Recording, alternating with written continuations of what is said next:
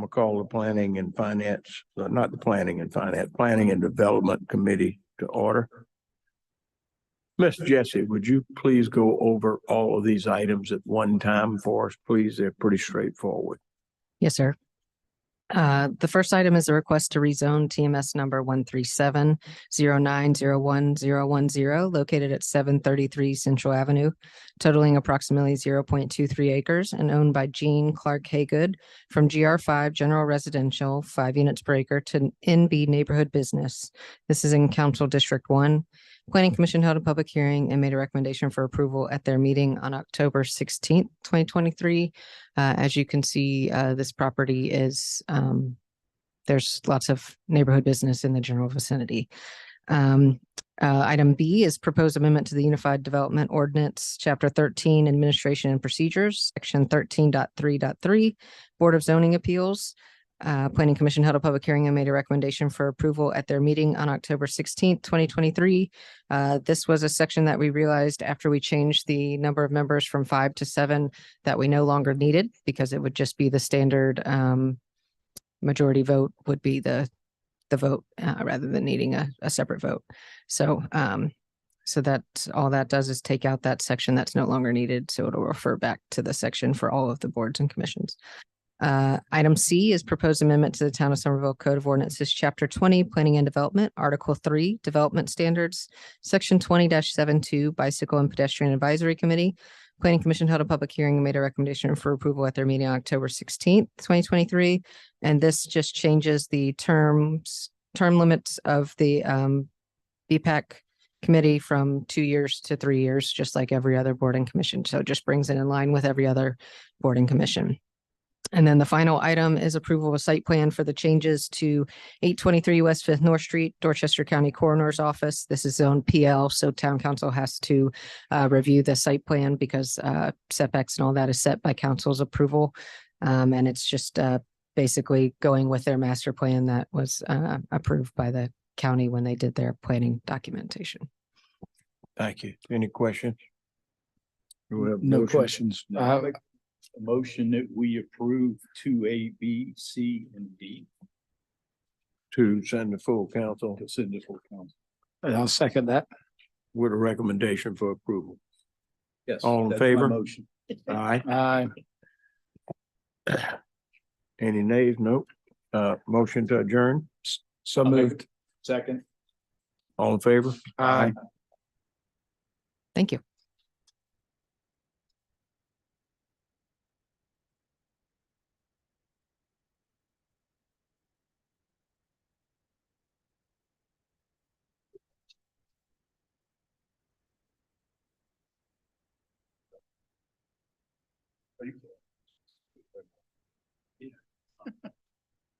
How you doing, sir? Gentlemen, Chief, how you doing? I'm well, sir. Call a Public Safety Committee meeting to order. Chief, would you just explain these two things and what? Yes, sir. what So the recommendations are? let's discuss each of them individually. The first one is issues with the portion of South Main Street that is, I don't know, what do we call it, Mr. Mayor? Poker Road. Excuse me, sir. Poker Row. Yes, sir. Poker Row. It's the little section right out here that goes up to where the portalets go during the Flower Town Festival. And basically what's happening is when they have the any event down in that area, people are parking in there, and it's to the point where the people who are homeowners cannot park, and then the vehicles are being blocked in to where they can't even get out. The homeowners cannot. So we discussed, both myself and the fire department, as well as with yourself, along with some citizens who live over there, the need to have signage to prohibit any non-residential vehicles to be parked on that roadway, allowing the police department to enforce that if we need to. Obviously, we'll give warnings, and then obviously we'll move to site if we have to tow vehicles. But it is a problem, especially during the farmers market on Saturdays. That's a reoccurring event. It happens anytime we have any other events, sweet tea, anything that Amy puts on with Dream and Hudson Square that makes its way down there. A lot of people park there. So any questions about that? Does it bother those people doing the farmers market? Excuse me, sir. Are they bothered doing the farmer's market? Yes, sir. That's mainly when it's happening is on Saturday mornings to afternoon. But I saw some actual, what I like is pictures. When I have picture or video evidence, there's pictures that one of the homeowners took where there's literally inches between front bumper and rear bumper, which is highly, it's unacceptable. But also too, we discussed the fire department ingress and egress, also EMS. It's just gonna be too difficult for us to do that if they continue to allow vehicles to park in there. So that's definitely an issue we're going to try to correct. And I've spoken to Mr. Parker. We've had some back and forth about the ability to create an ordinance that would allow for the police and fire department to enforce any violations of that with town signage at our direction. Is that correct, DW? That we would be able to put under this ordinance, if it's approved, allow police and fire to, in situations where we think there's a public safety issue, to add signage from the town, so long as in accordance with South Carolina law and not violating Department of Transportation's rules and regulations of the law. All right, East Doty, any questions? East Doty, quite the same thing. I was advised, which I was unaware of this one, but this was good to know. Constituents have come out and explained that once you go past East Magnolia Street on East Doty and you start going down towards the end of the road, there's signage down there that's been knocked down, and it's no parking, and people are parking down there anyway in areas they're not supposed to, and they've caused the ground to be disrupted as well as the landscape. And so we would like to do the same thing down there, and try to. We know parking is limited in the downtown area, but we also need to be able to preserve the areas where people who live in these areas have the right of way to be able to preserve their property, and also to limit congestion or safety issues, if you will, for any pedestrian traffic in their area. So you're just basically trying to have peace and tranquility for the residents who live in these two areas. Yes, sir. And it's my understanding that's pretty much the issue. It's been you all hear it in your emails and text messages and phone calls and social media every day. It's one of the biggest issues we have in the town is obviously parking, and we're trying to help alleviate people who are not doing it properly, who are violating the law or making it unsafe, while also allowing for people to have the ability to park in place. But we want to have that medium where we can operate and function. We want to make it safe for everybody. So parking is an issue. Obviously, the biggest concern for police and fire is ingress and egress of equipment and apparatus. Well, I've noticed it myself in both of these areas. Yeah, Doty and Well, if you just go down where Laura is, you can't park in there. So everybody's parking all the way down to the end of the road and walking in the dark all the way up to Laura. I just use that as an example, but it's pretty much the same way with all the areas, just limited parking. Questions? So GW, do we need a motion on this to send it to full council with a recommendation to get an ordinance from you that would allow us to? Yeah, I got a copy of it. Okay, so we really don't need to take any action. I'm just here to answer any questions, gentlemen. Okay, Thank you. motion to adjourn. yeah, I make a motion that we adjourn. Second. Night.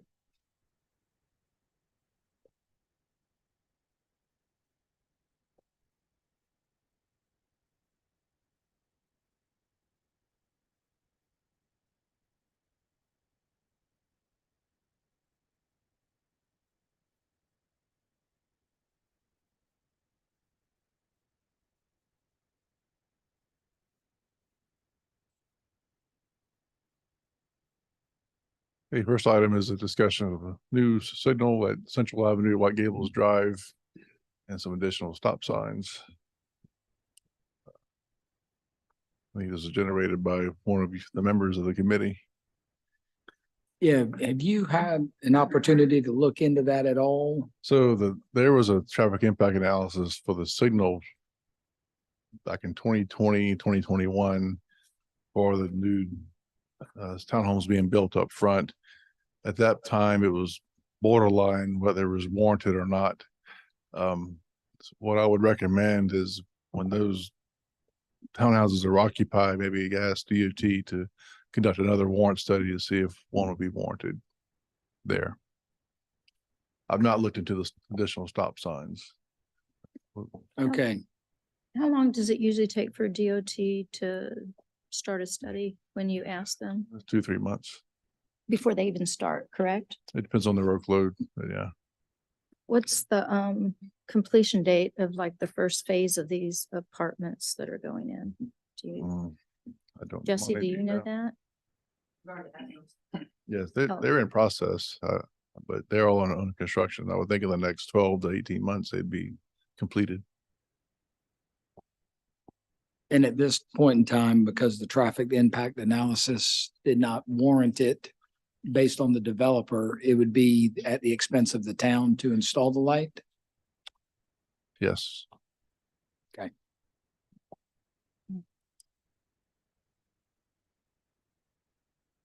Any other questions? on that? No, I think we need to initiate a study with DOT as soon as that development's at the right Completed? timing. Do we want to make a motion for that now or wait until a further date? I don't care.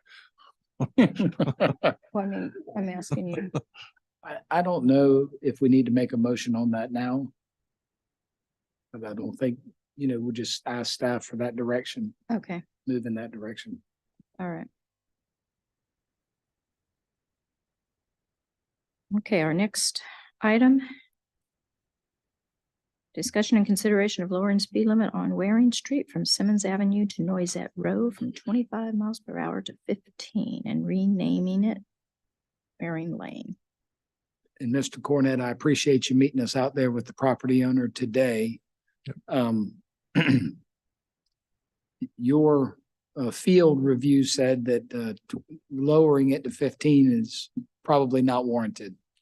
I don't think it's warranted. I don't think there's a problem there to solve. I don't think there's a problem. And we're looking for a solution that doesn't need to happen. It's minimal traffic. It is narrow, but I think by the town converting the portion of it to one way last year, it addressed that portion of it. But the volume is so low. I just don't think there's a necessity to make any changes at this point. Based on my discussion with the two property owners that were with us out there, neither of them had any concerns with going down to 15 miles an hour, especially since it's a 12-foot wide road with two-way traffic. That's a unique condition in the town of Somerville. So I would ask that we do recommend lowering the speed to 15 miles an hour on that corridor and improving maybe the sign. And I'm not sure what's in the MUTCD, but to help identify that it's two-lane traffic. And then when it switches to one way, make it clear that it's one way in the direction in the That sign appropriate already direction. exists, the one way where it starts one way.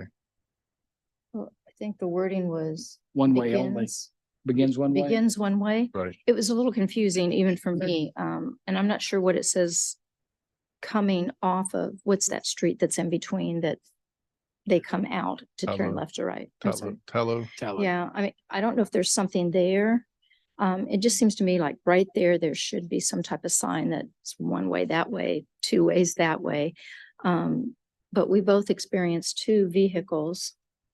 One was FedEx. one was FedEx and one was a Citizen, coming down the wrong way while we were standing there all Oh, of that end of 10 minutes. that end of the road where they came from is well signed. It's just, there's ignoring the signs. Okay. I just think there needs to be a little bit better signage right there at that little intersection. Wouldn't you agree? Yes. Where it transitions to one lane. Mhm.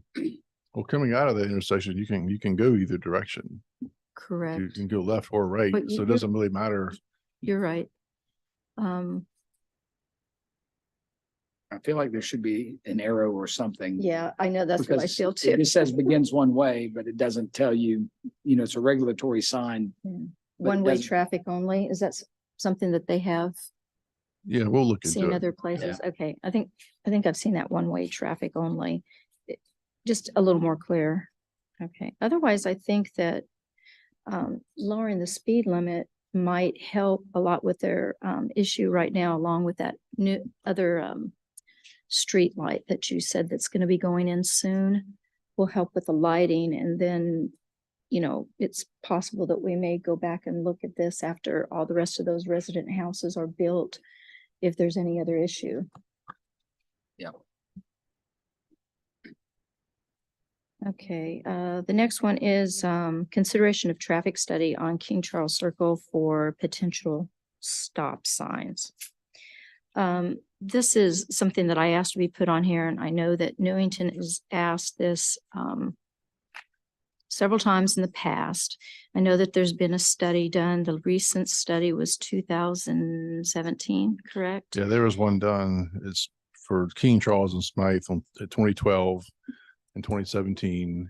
Both had the same results of not warning a three-way stop. I recently sent another request to DOT, and their response was nothing's changed. There's been no new development in the area since 2017. So the results would be any different. Okay, well, I know that the amount of students at both of those schools have gone up over the last 4 or 5 years. So I'm assuming with that means more people coming in and out of the community during school hours and exiting. I feel that we should do another traffic study, but the problem still comes with people coming down King Charles. When you come down off that hill and you hit Smythe, they're coming around, and they might be going the speed limit. I'm not sure, but they're coming out down sometimes so fast, and then it starts to curve that they don't see the person that's turning onto Smythe from King Charles. And that's where there's almost a collision. And so I'm not even sure if a traffic study, they're not going to see that, of course, they're just going to count cars.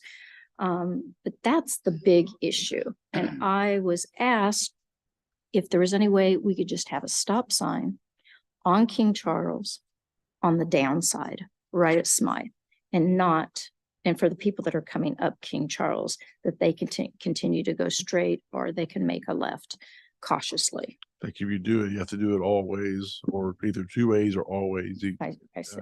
Okay.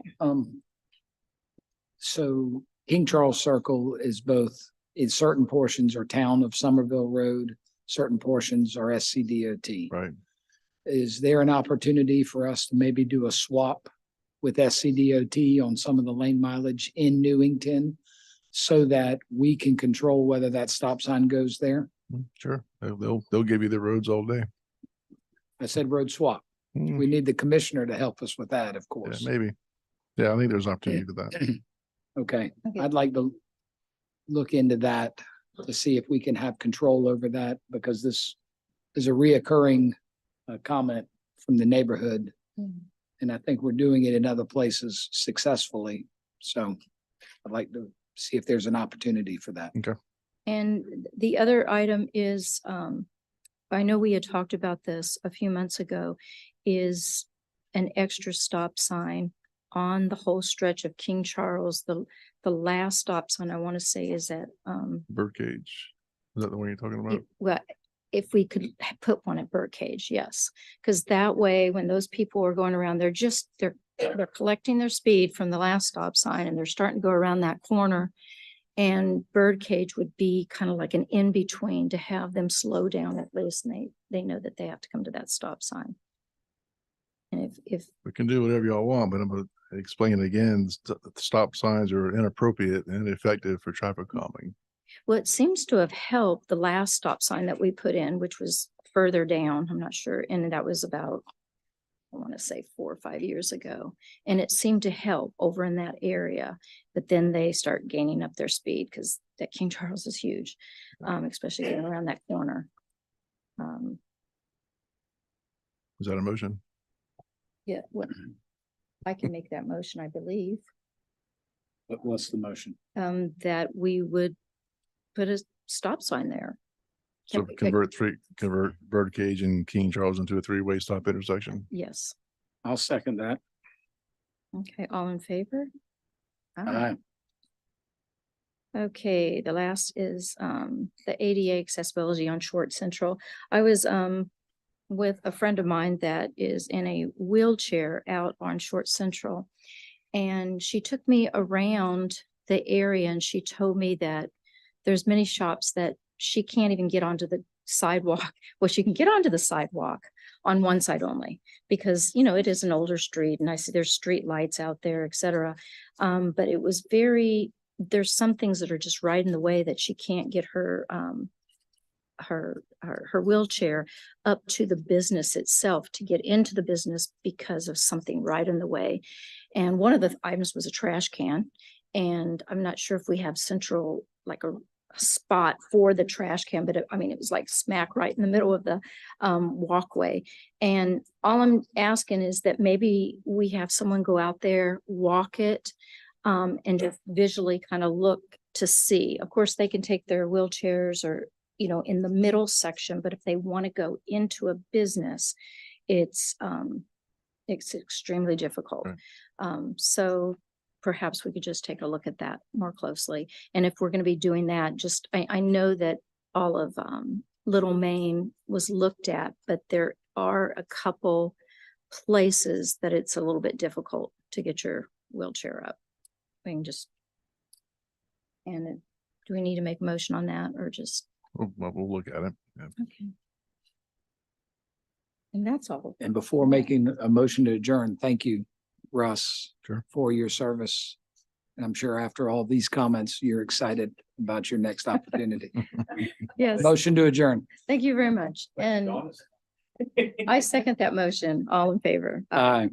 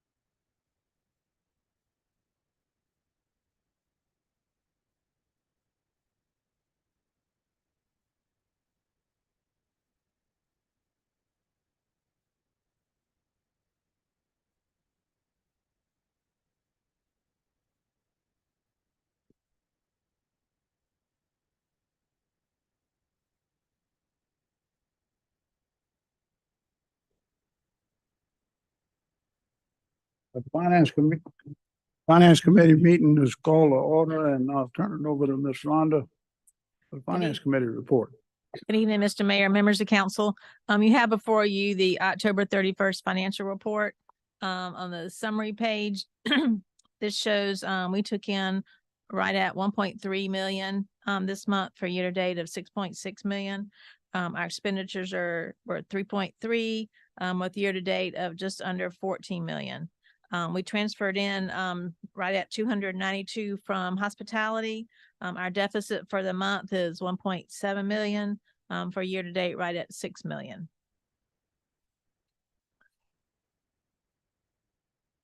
For a little detail on the revenue, property taxes, we took in just under 184,000 for a year to date total of right at 830.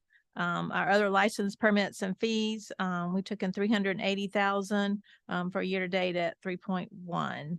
Municipal court, right at 18,000 for a total of 106. State revenues, 578,000 for a total of 1.7. And miscellaneous, right at 173,000 for a total of 785. I believe all these revenue items are trending, comparatively to our 33% of the year completed.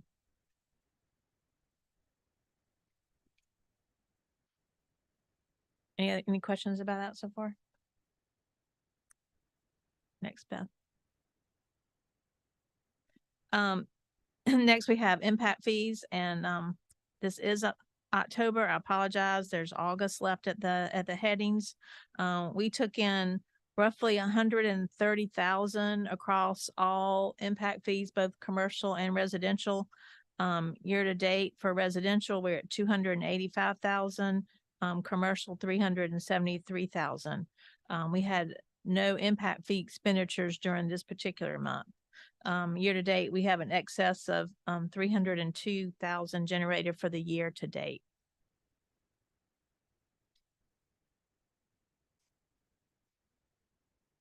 Hospitality, August, we took in 426,000 for a year-to-date total of just under 2 million. This is trending right about where we were last year this time. The expenses for the month, which does include the transfer to general fund, 426,000 and just over 2 million year-to-date. Again, our deficit for year-to-date is because we had the bond payments last month, I believe it is. So generally, we have a little bit of excess over revenues of expenditures, and that will catch up later in the year. We're really right on target with our $6 million of budgeted revenue for the month. Accommodations tax, we took in 27,000, year-to-date of 147,000, and we had no expenditures in that fund.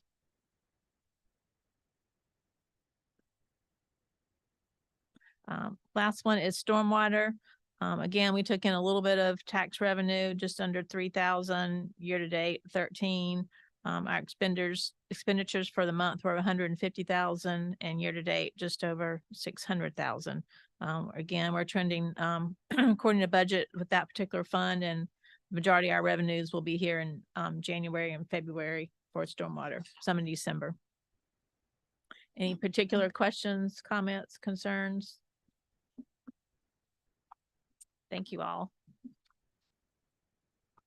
Thanks, Rhonda.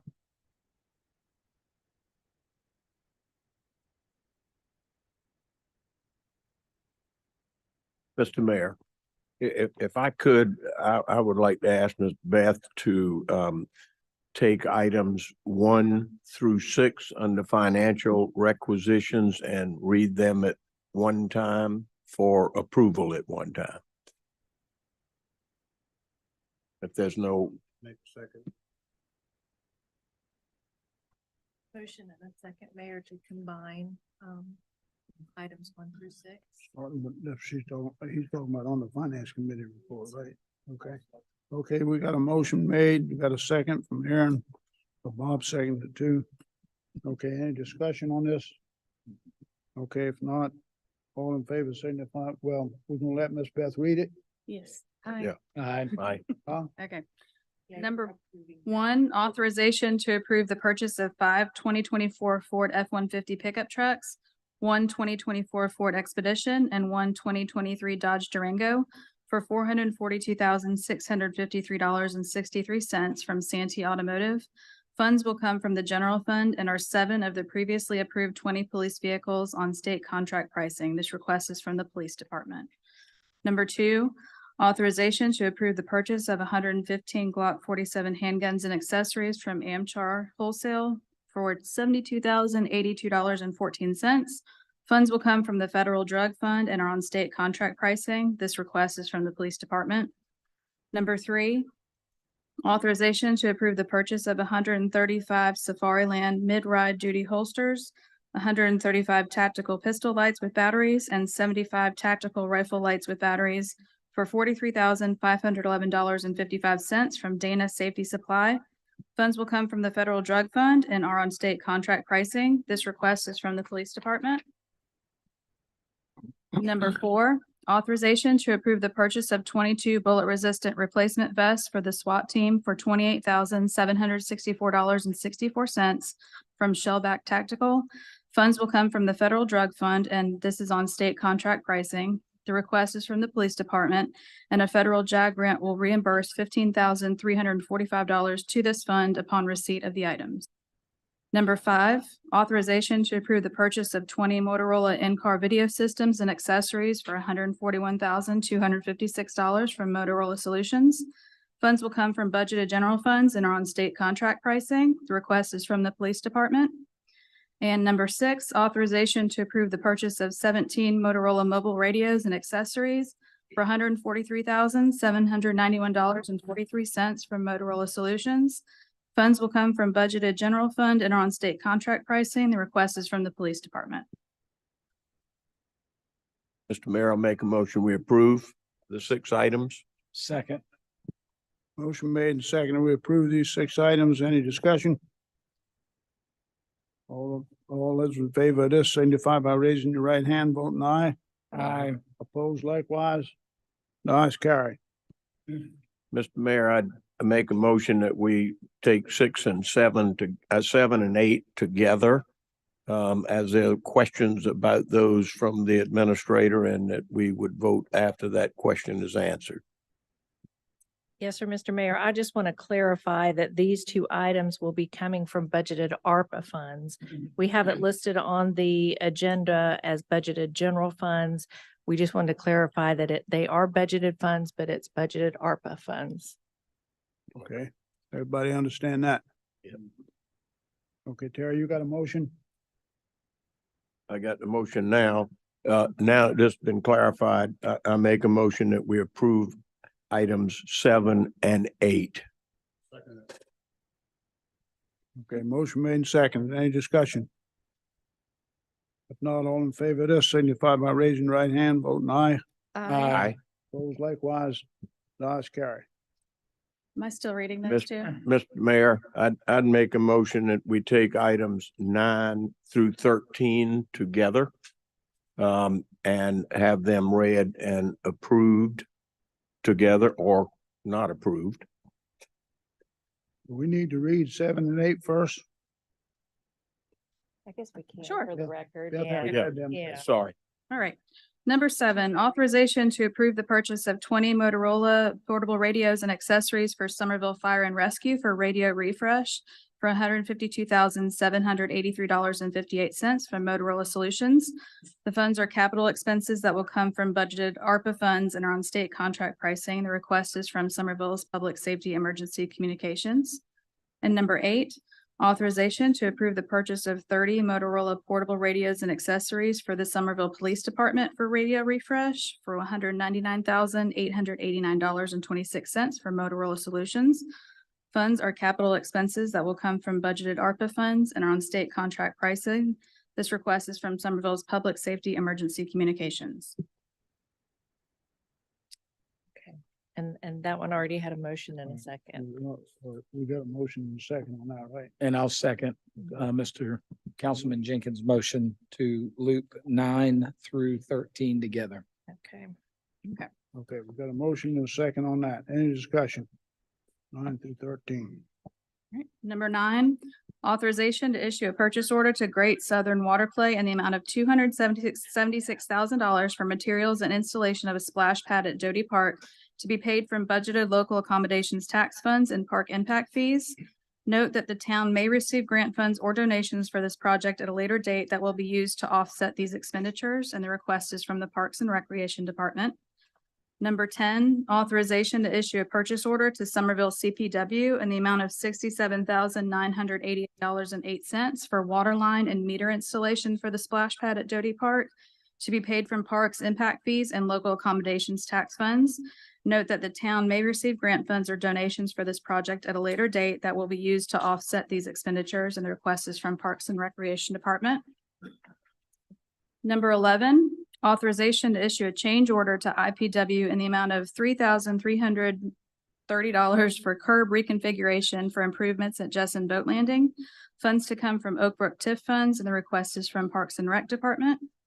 Number 12, authorization to issue a purchase order to Cooper Motor Company in the amount of $83,154 for a 2024 Ram 3500.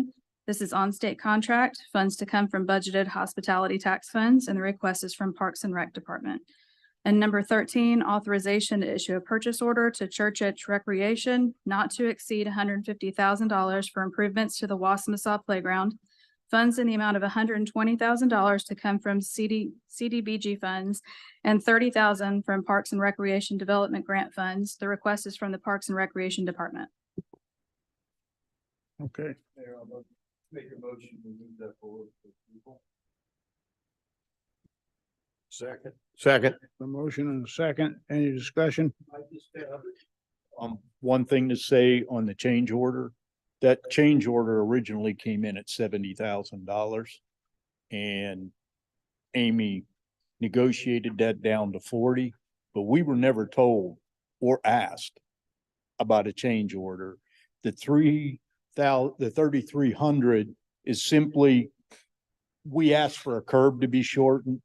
So I don't have a problem giving them that just because we were involved. The other things, we were not involved in those decisions. Thank you. Mr. Jackson, can I just clarify? You are making a motion to approve these purchase orders, right? Yes, Okay. all of them. All right. Second. I got a second. Okay. Any other discussion? If not, all in favor of this, signify by raising your right hand, voting aye. Aye. Opposed likewise, the ayes carry. Miscellaneous, executive session, none. Okay. That's it. No no more business. There are no discussion on council agenda items. I make a motion, we adjourn. Second. Motion we adjourn. In a second. Any discussion? All in favor, signify by raising your right hand, voting aye. Aye. Opposed like